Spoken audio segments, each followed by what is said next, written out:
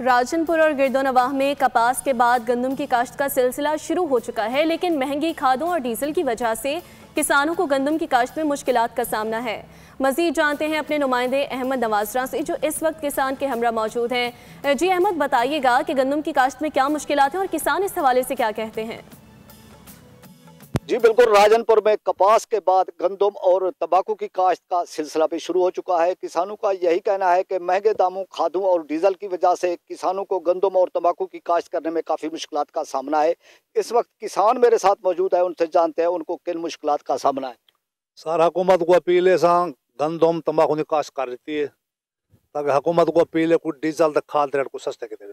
जी, किसान का यही कहना है कि गंदम और तंबाकू की काश्त शुरू हो चुकी है, लेकिन यहाँ महंगे दामों खादों की वजह से उनको गंदम और तंबाकू की काश्त करने में काफ़ी मुश्किलात का सामना है। हुकूमत से उन्होंने मुतालबा किया है कि खादों और डीजल की कीमतें कम करके किसानों को रिलीफ दिया जाए, ताकि किसान आसानी के साथ गंदम और तंबाकू की काश्त कर सके। जी, सब्सक्राइब करें और बेल दबाएं ताकि कोई खबर रह न जाए।